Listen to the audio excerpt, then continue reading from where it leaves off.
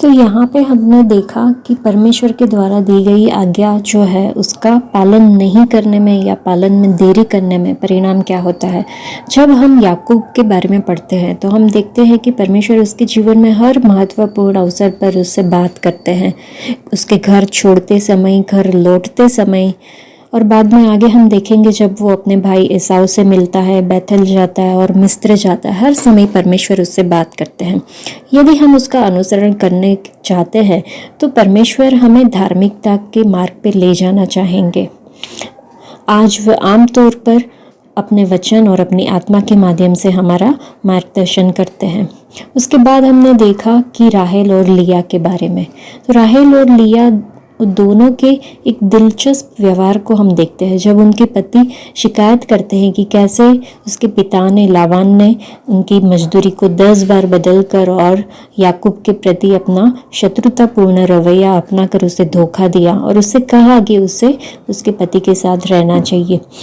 उन्हें चाहिए था कि अपने माता पिता के घर को छोड़कर वो अपने वतन जाते। दोनों महिलाएं जो दोनों बहनें हैं वो बिना किसी हिचकिचाहट के तुरंत ही सहमत हो जाती है अपने पति की बात पे, अपने पति के साथ रहने के लिए। राहेल और लिया दोनों ने जेकब को एक तरह से परमेश्वर की आज्ञा का पालन करने के लिए प्रोत्साहित किया। एक पत्नी अपने पति के लिए अच्छी या बुरी सलाहकार हो सकती है। ये परमेश्वर या दुनिया से उसकी निकटता पर निर्भर रखता है।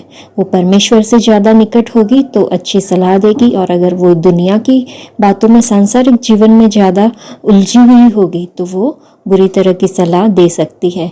यहाँ पे ये स्पष्ट लगता है कि जब किसी कारणों से अपने पति के साथ गलत व्यवहार होता है, चाहे वो हमारे परिवारजनों के साथ हो, चाहे किसी के भी द्वारा हो, तो जो लड़की होती है वो आसानी से अपनी वफादारी जो है वो अपने माता पिता से बदल के अपने पति के प्रति स्थानांतरित कर लेती है और वो डिसीजन लेने में सक्षम होती है।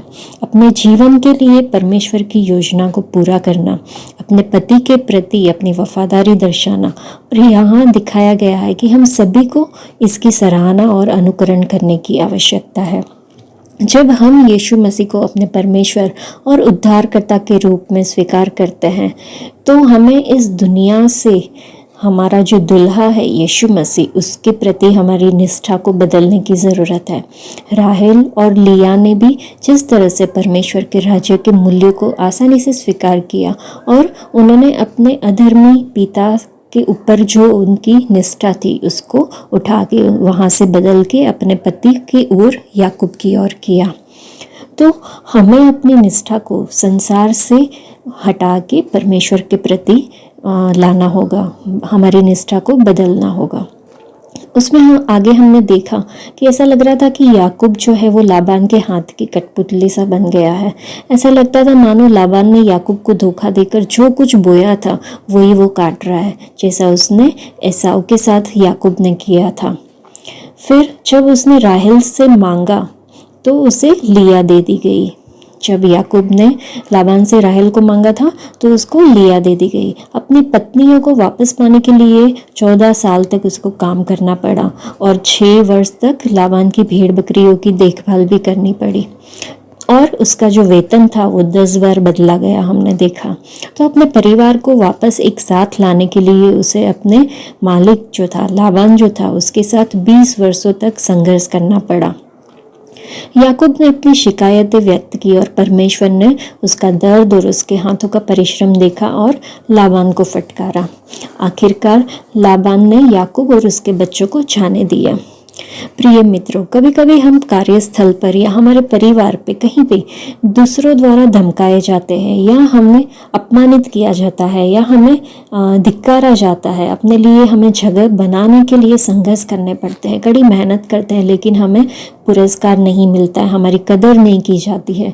हम अपने स्वामी को हो सकता है कि सोचे कि वो देख नहीं रहे हमारे परमेश्वर को। हम सोच सकते हैं कि शायद परमेश्वर हमें देख नहीं रहा है, ऐसा हमें फील होता है, या हमारी कड़ी मेहनत को नज़रअंदाज कर रहे हैं, ऐसा हमें एहसास होता है।